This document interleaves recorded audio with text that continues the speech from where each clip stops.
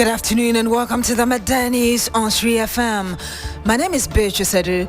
The news is also live on Kasmi 107.1 FM and across the world at 3news.com. Coming up in the next 30 minutes. This afternoon, disturbing revelation by the Road Safety Authority indicating high number of road crashes during election periods, with each year recording higher crashes compared to previous years. We have details as political parties are being urged to implement the Road Safety Code of Practice for political parties during this campaign period.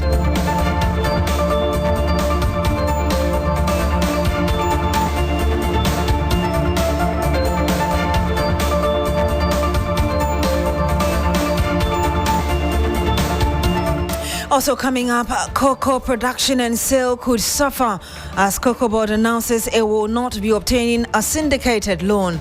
Why and how? We'll find out. Also coming up, 3 persons currently battling for their lives at Salaga Government Hospital after a shootout with some suspected kidnappers. We are live in that region.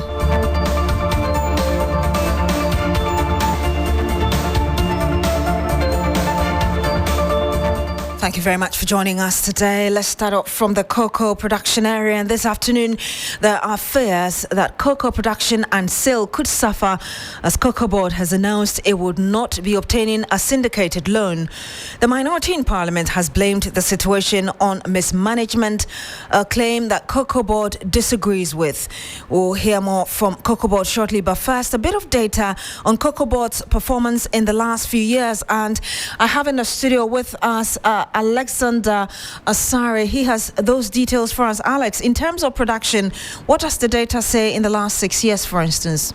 Yeah, thank you for having me, Beatrice. Yes. So let me give you a big background on the cocoa. So the Ghana Cocoa Board, that is Cocoa Board, faced rejection of its $1.5 billion loan request for the 2024-25 crop year from international banks due to concerns over its financial health and mismanagement. So cocoa production has fallen sharply from 969,000 metric tons in the 2016-2017 crop year to just over 400,000 metric tons in the 2023-2025. So let me give you a breakdown of the projection so far. Yeah, so 2017-2018, we have 904,739 metric tons. 2018-2019, 812,000 metric tons. 2019-2020, 771,000 metric tons. 2020-21, 1,047,000 metric tons. 2022, 683,000 metric tons. So far, yeah. So this is the projection from the last 6 years. But there also has been some significant financial losses as well. Are you able to take us through that data? Yeah, so financially, Cocoa Board has recorded significant losses. That is 2017, they lost about 395 million Ghana cedis. 2018, 78.2 million Ghana cedis. 2019, 320.6 million Ghana cedis. And then 2020, 426 million as well, and then 2021 2.4 billion Ghana cedis. 2022 saw 3.2 billion Ghana cedis. 2023 4.2 billion Ghana cedis. Total losses from 2017 to 2023. Quite interesting. And if you're watching us on Facebook, we've given you the breakdown. As you can hear, Alex Asare give it to us now. 2017, 395 million cedis. That million went into billions in 2023 with 4.2 billion losses. And Alex, finally, before you go, are there other factors worsening the situation for Ghana beyond Yes, so we've seen something like illegal mining that is popularly known as galamsey. I'm not sure we're going to see an end in sight to that. So that's alone over 19,000 hectares of cocoa farmland have been lost to illegal mining operations. And then we come to swollen shoot disease, which affected about 500,000 hectares of cocoa farms.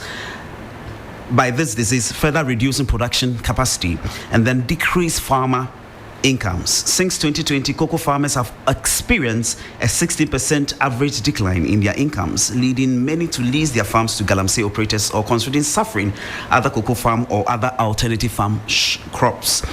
Smuggling I think has been an existential problem since. But in 2022, Ghana lost 150 metric tons of cocoa beans due to smuggling, resulting in a $600 million revenue loss. Thank you very much. Quite disturbing there, Alexander Asar, giving us details, breakdown of the losses of Cocoa Board in finances, in beans, among others. Meanwhile, the minority in Parliament says that Cocoa Board can no longer secure a syndicated loan due to mismanagement and underperformance. Kwabena Minta Kando is MP for Awusah. As a minority in Parliament, I believe that we'll hold Cocoa Board accountable when we resume from recess. And I think they have a lot of questions to answer. But the record must be set, straight and clear that it is not as though Cocoa Board didn't make a proposal for a syndicated loan. They were actually refused. And it must also be put on record that they have never said that this country a Tesla. They have actually been recording losses. Again, the third point that we must know is that even when they were getting syndicated loans, there were delays in paying the license company. We don't know what is going to happen at this point in time. And if you are an individual and you have your money in any of these banks that are going to form the syndicated loan, or they're going to come together to keep a syndicated loan, then you have a problem. Because if government decides to default and you have your monies with these banks, after the moment, I know government will not be able to print new money because of the IMF conditionality. So they will end up collapsing these banks if government decides to default. And you heard the Kwabena Minta Kando. He's the Member of Parliament for Awusah. We can now hear from the Chief Executive Officer of Cocoa Board, Joseph Boahene, who is insisting that the company is not on the verge of collapse. Cocoa Board's decision to self-finance after 32 years of seeking offshore syndicated loan facilities has been touted as a bold move by a chief executive officer. And we'll bring you that very shortly. But we're joined on the line now by Awusah Adu. He's the co-convener for the Ghana Civil Society Cocoa Platform. Good afternoon to you, sir. Thank you for joining us. Hi, good afternoon, Beatrice. Realistically, must we be worried that Cocoa Board is not going for the syndicated loan this time around? And just two questions in one, what could be the implications for us? I'm sorry, Beatrice, your line is not very clear.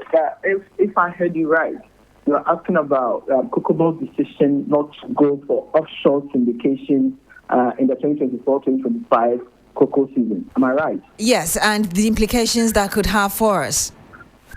Great. Thank you very much, and good afternoon to your listeners.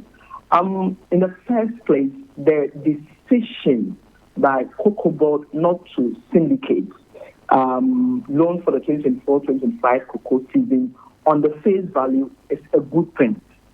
It's a good thing because civil society, we have had the opportunity to engage, and we have raised this concern that for the sustainability of the cocoa sector, overly dependent on foreign finances to finance purchasing of cocoa beans is not sustainable. So the decision to not go for syndication on the face value is good. But, of course, there is a but. The but is that what are the alternatives? The alternative, as we are hearing the Cocoa Board say, is that they are going to raise the funds locally. Locally, how? And so we need Cocoa Board to come out with the details of how they are going to raise the funds, the over $500 million that they would need to purchase cocoa beans for the 2024-2025 cocoa season. They need to demonstrate how. And from us, we are looking at probably 2 or 3 scenarios. The first scenario could be that Cocoa Board will reach out to the international license buying companies. So when it comes to the value chain in Ghana, cocoa value chain, there are some intermediaries that have been licensed by Cocoa Board to buy cocoa for and on behalf of Cocoa Board. They are called the license buying companies. We have the local ones and then the foreign ones. What we foresee to happen is that Cocoa Board may reach out to these license buying companies to pre-finance they are purchasing probably to the tune of $500 million US, and that could be one way of going about it. The second option probably will be to go and raise funds from the commercial bank in Ghana, and we all know what the problem with that could be. That currently the interest rate on commercial loans is between 26 to about 35%. So will it be financially prudent and sustainable for Cocoa Board to go to the commercial bank? Then the other question is, what will be the pressure of this magnitude of loans on the solvency of these commercial banks in the country? Not too long ago, there was a problem in the banking sector, and the government had to pump a lot of money into sustaining them. Will it be wise to go back to these banks to take that much capital from them? So these are some of the questions that we would need Cocoa Board to attempt to answer, to really give us assurances that it is more sustainable to finance the purchasing of cocoa through local fundraising. So let me ask you my last question here. We've had the minority saying that this decision by the Cocoa Board to want to use or raise funds locally is just to say a face-saving gimmick. In the immediate situation, or in the immediate term, as it were, what can Cocoa Board do? Is this decision to try to raise funds locally realistic, really? I mean, you've just talked about the challenges with the commercial loans with our local banks here. Well, the problem is that currently, as we speak, Cocoa Board is in a very, very difficult situation.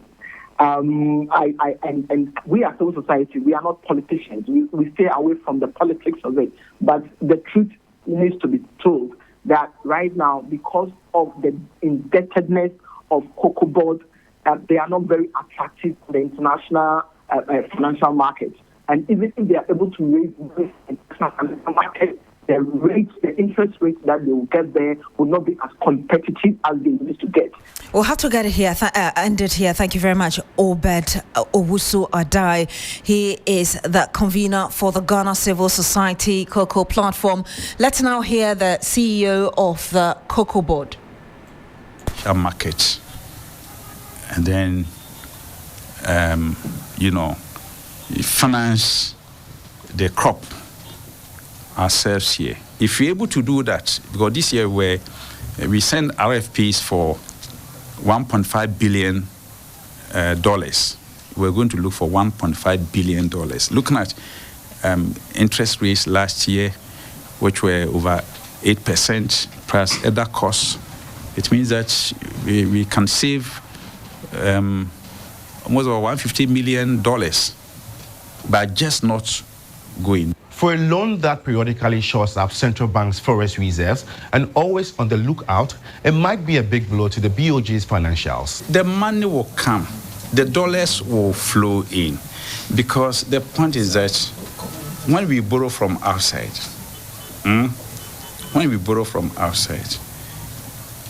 borrow at an interest.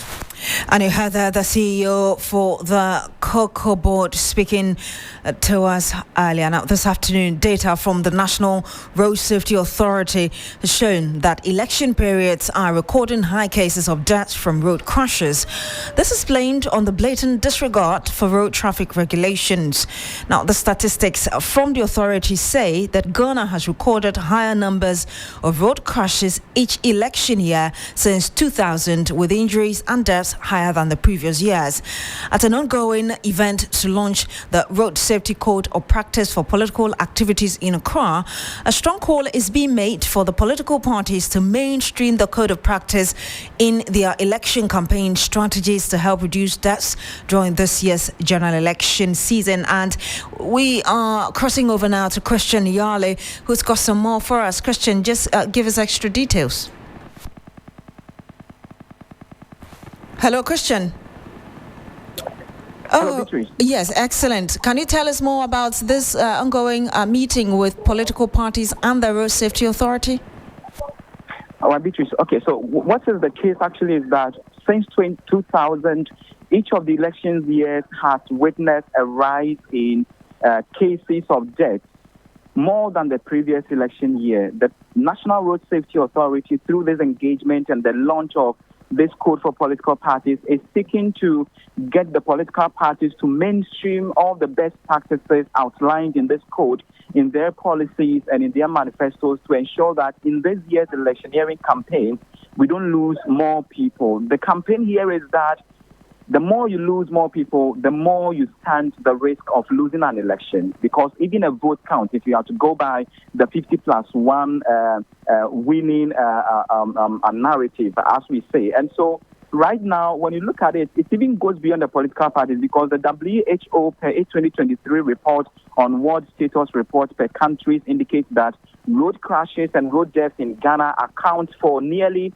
3 to 5% of the country's gross domestic product, which is a concerning issue, actually. The case is that political parties almost always are noted for flouting road traffic rules because they are touring all across the country and they need to do so rapidly. They tend to not obey road traffic rules, and their supporters and followers also follow them in buses, not obeying rules as well, which lead to some of these concerning and ugly pictures that we're talking about today. So this is the main issue here, that once the code has been launched and been made available to the political parties, they have to ensure that they implement the guidelines in there to the latter. So we have the MTTD from the police, we have the DVLA, we have all the transport agencies represented, as well as a heavy representation of all the political parties that you know about who are here currently. Indeed, they need to ensure that they enforce these. Are you briefly able to tell us really what has been the immediate reaction from these political parties that are there?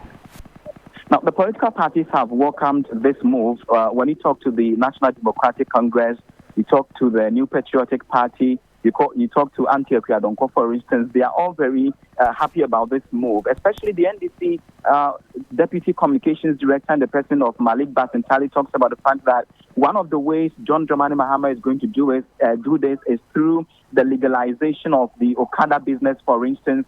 He argues, for instance, that part of transportation has come to stay, and so that is one of the moves. But they all agree to the fact that all of them are at fault when it comes to overspeeding during election campaigns. And this serves as a clarion call, a warning to all of them to be wary of how they speed on the road and how they flout road traffic rules. And so they are hopeful, or they are expected to go to implement some of these. And with the NDC, they are promising that as they launch their manifesto this weekend in Winneba, we are going to see a representation of this in their manifesto as well. We can listen to them. And also pledge that we will implement the content before, during, and after the coming elections to ensure accident-free elections. So help us God. Amen. Thank you very much. And you heard the political parties reciting that pledge, as it were, at that meeting between them and the National Road Safety Authority. Earlier, you heard our reporter, Christian Yale, giving his update. He's covering the event for us. Let's stay on election-related issues. And at least 19 independent presidential aspirants have so far pitched nomination forms from the Electoral Commission to contest the December 7 general election. The EC says that this high number shows the need for some form of restriction to be imposed to avoid a situation where too many candidates will be on the ballot paper. Director of Training, Dr. Sribo Kweko, has been speaking on this matter and the issue of a peace pact, and he did that interview with Noble Crosby Annan.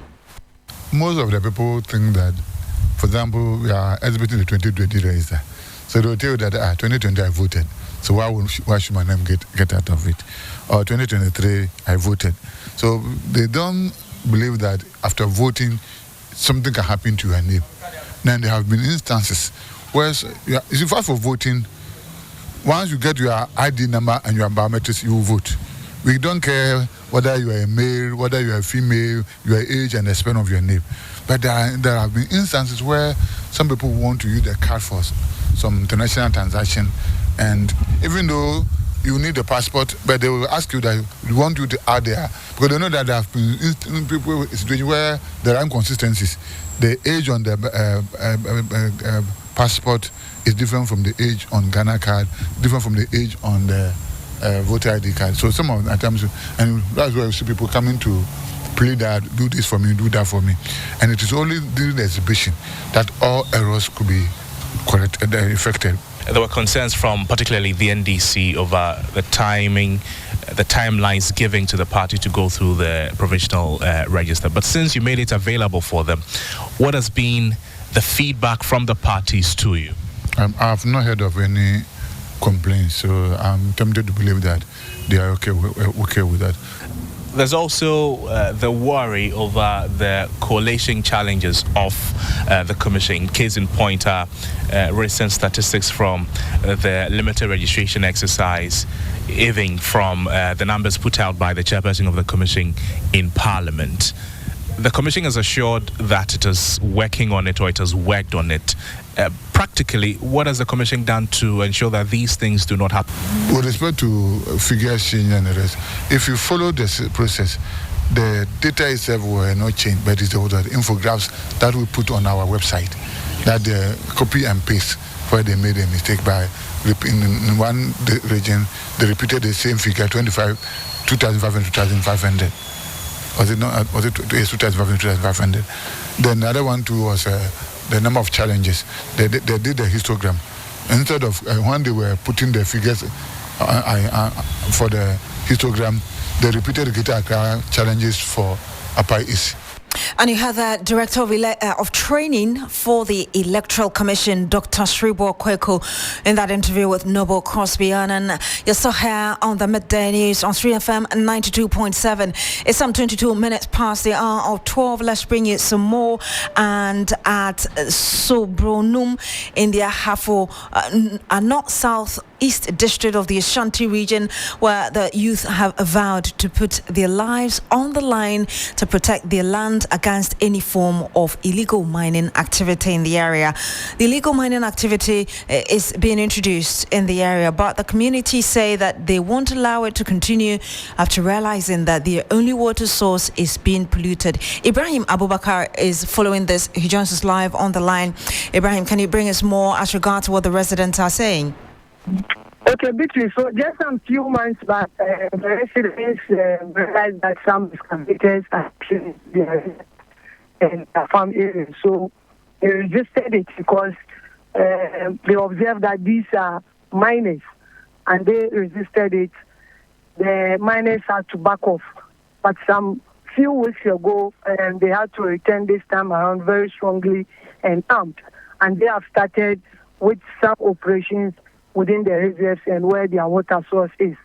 So they said they, according to the residents, also started observing that their only water source is being polluted. And so this time around, when they go to their farms, they even have to carry drinking water along or even have to buy. And this is something they believe has been worrying.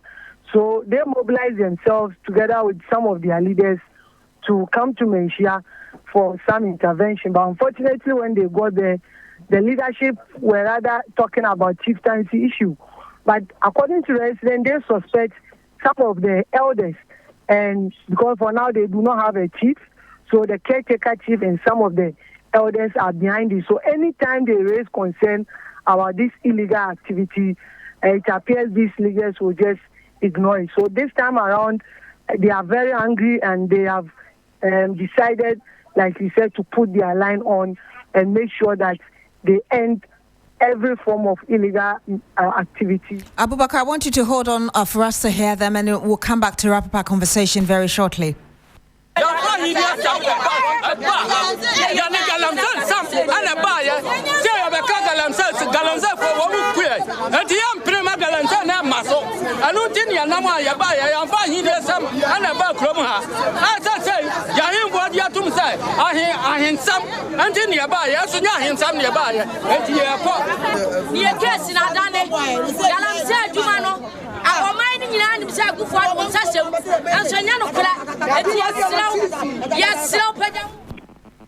You heard there's some residents in that area where Ibrahim Abubakar is there following the issue of illegal mining for us. Ibrahim, can you briefly tell us what they were saying in Tree?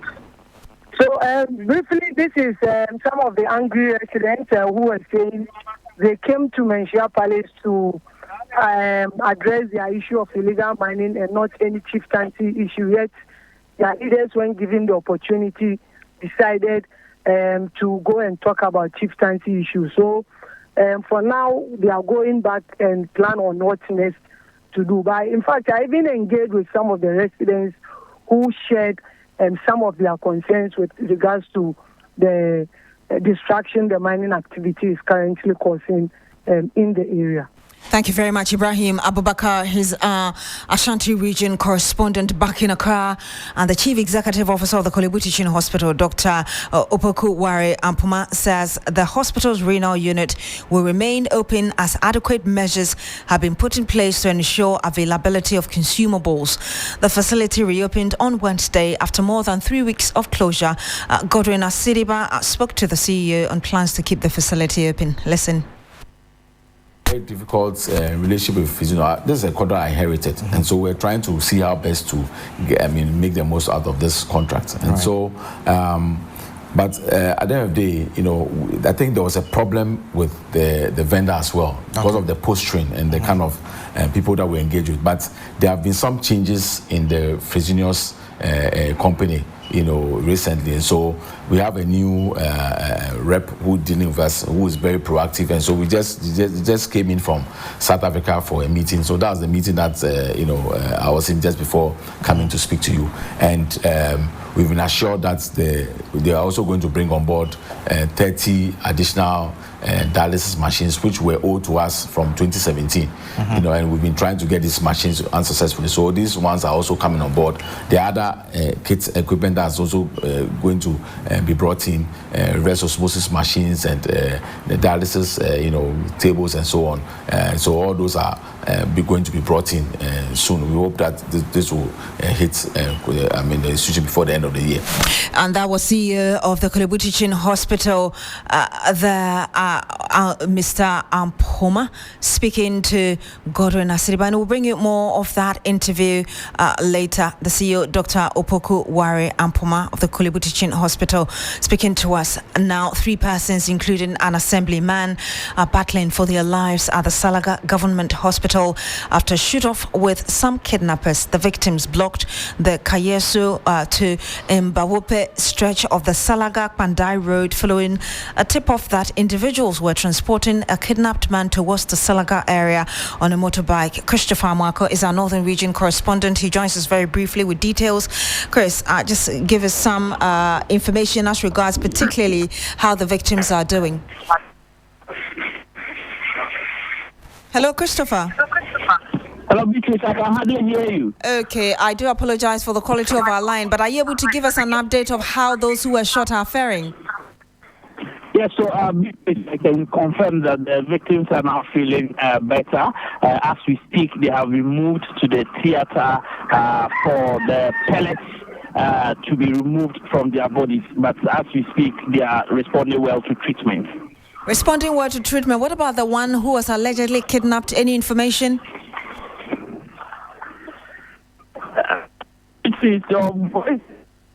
Okay, it looks like we need to correct our lines and then have a conversation with Christopher later. But you heard him there giving us an update on some 3 persons who are battling for their lives at the Salaga Government Hospital after a shoot-off with some kidnappers. He told us that they are doing well. We'll try and get some updates for you later.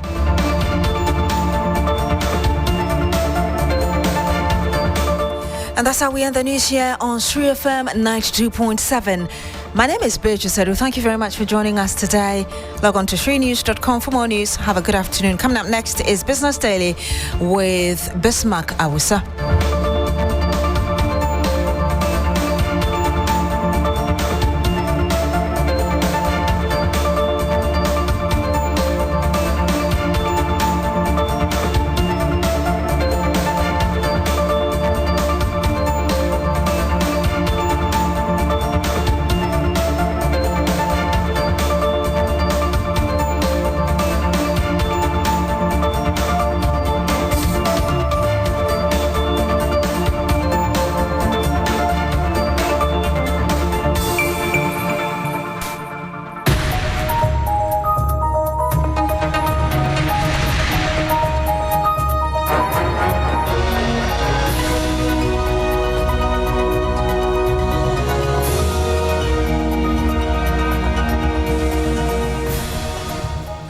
Hello, good afternoon, and welcome to Business Daily on 3FM 92.7. Coming up, Securities and Exchange Commission vows tougher measures to combat financial market abuse. We'll hear from Director General Reverend Daniel Ogbamitete.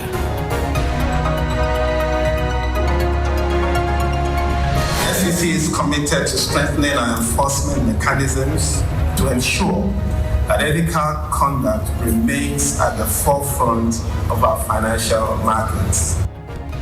Also coming up, Bank of Ghana urges action to promote women financial inclusion.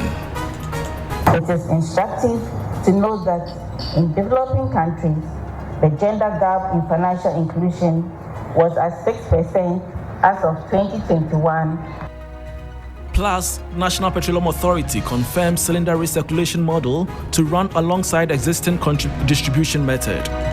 We've agreed to run side by side. I want to repeat, there is no instruction for decommission. We're saying that if you want to do be part of CRM alongside your existing business, do it elsewhere.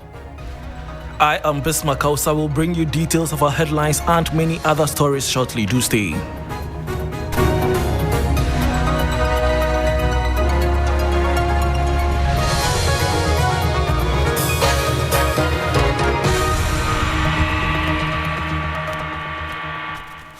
Thanks for your company. Now to our very first story. The Director General of the Securities and Exchange Commission, SEC, Reverend Dr. Daniel Ogbamitete, has reaffirmed the Commission's commitment to tackling fraud, corruption, and market abuse through enhanced enforcement and market surveillance. Speaking at the maiden ACI Financial Markets Conference in Accra, he highlighted ongoing efforts to transition from a compliance-based to a risk-based supervision framework and announced a robust investor education campaign as part of the SEC's strategic reforms. We must uphold the highest standards of integrity, transparency, and accountability in all our dealings. The fight against fraud, corruption, and market abuse demands our eternal vigilance. The SEC is committed to strengthening our enforcement mechanisms, enhancing market surveillance, and promoting investor education to ensure that ethical conduct remains at the forefront of our financial markets. Currently, the SEC is transitioning from a compliance-based supervision framework to a risk-based supervision framework. Additionally, we are overhauling our enabling acts, that is the Securities Industry Act 2016 Act 929, and are also in execution mode of an aggressive and sustained investor education campaign across the country. You heard Director General of the Securities and Exchange Commission, Reverend Dr. Daniel Ogbamitete. Meanwhile, President of ACI Ghana, Lawrence Osilaja Wampon, says his outfit is in final stages of drafting a money market code. This code, according to him, is aimed at enhancing the overall effectiveness, safety, and transparency of Ghana's money markets, supporting sustainable financial market development in the country. We are hopeful that the Securities and Exchange Commission will consider our humble request to be included in the Capital Market Master Plan Working Group. We believe that our insights and experience could add significant value to the important work being done in this area. We are very eager to play a more active role in policy making as we feel that ACI Ghana deserves a seat at the table where decisions that shape our financial markets are made.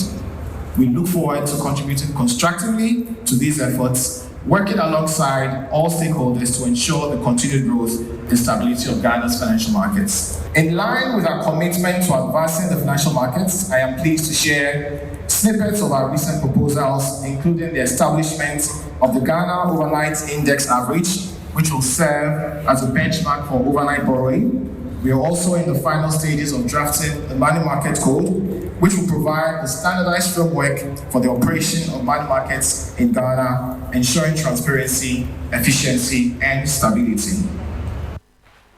And that was President of ACI Ghana, Lawrence Osilaja Wampon. Moving on, Assistant Director of the Banking Supervision Division at the Bank of Ghana, Rosina Boa, has urged banks and specialized deposit-taking institutions to intensify efforts to promote financial inclusion among women in Ghana. Despite progress, the country's male-to-female financial inclusion ratio remains below the global average of 6%, a need for collective action to address the disparity. She spoke at the launch of Advanced Ghana Savings and Loans Gender Program, which aims to empower women entrepreneurs by building their capacity to grow their businesses.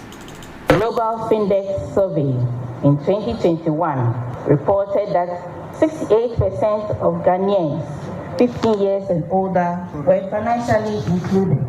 Of this, while 75% of them are males, women were 65, indicating a gap of 10%. Therefore, the need to actively work to promote the financial inclusion of women. It is instructive to note that in developing countries, the gender gap in financial inclusion was at 6% as of 2021, as reported by the Global Findex report.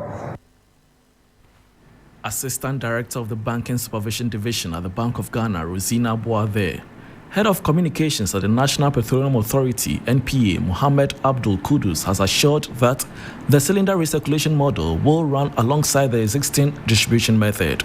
This means that the CRM will not replace the current distribution method immediately, but will rather complement it, especially for consumers who buy in smaller quantities. The cylinder recirculation model aims to ensure that at least 50% of Ghanaians have access to safe, clean, and environmentally friendly LPG for increased domestic, commercial, and industrial usage by 2030. There's no instruction for a decommissioning, okay? It's nothing like that. And I speak on authority on this. There's nothing like that. That's one.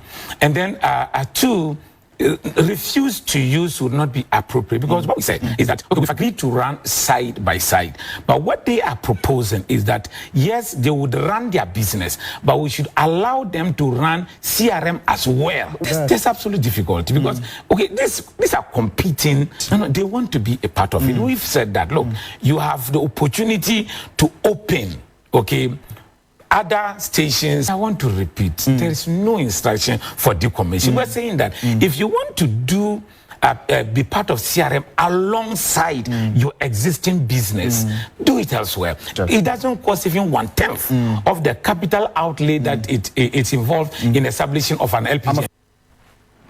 And that was Head of Communications at the National Petroleum Authority, NPA, Mohammed Abdul Kudus, confirming the cylinder recirculation model will run alongside with the existing distribution method. Before we go, the latest data from the Ghana Statistical Service on Construction Producer Price Index reveals a significant increase in producer prices in the construction sector, with a year-on-year rise of 30.5% in July 2024. This represents a 1.1 percentage point increase from the previous month's rate of 29.4% in June 2024. There is more in the following 3 Business News Desk reports.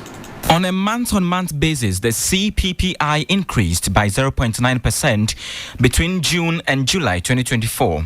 The construction of buildings subsector saw a notable surge in producer price inflation, rising by 2.2 percentage point to 17.8% in July. The civil engineering subsector also experienced an increase with a rate of 36.9% in July, while the specialized construction activity subsector recorded an inflation rate of 14.7% in July, up from 5.8% in June. Within the civil engineering sector, the construction of roads and railways recorded the highest inflation rate at 36.9%, while the construction of utility projects saw an increase of 3.5 percentage point to 34.0% in July. The specialized construction industry also saw significant increases, with building completion and finishing rising by 0.6 percentage point to 6.4%, and other specialized construction activities increasing by 3.5 percentage point to 28.5% in July. Electrical, plumbing, and other construction installations recorded a notable increase of 9.0 percentage point to 14.5% in July. This latest data suggests a continued upward trend in construction producer prices, which could have implications for the broader construction industry and the economy as a whole. And that was a 3 Business News Desk report ending Business Daily on 3FM 92.7 with me, Bismark. Awusah. For more business stories, please log on to 3news.com. Thanks for your company.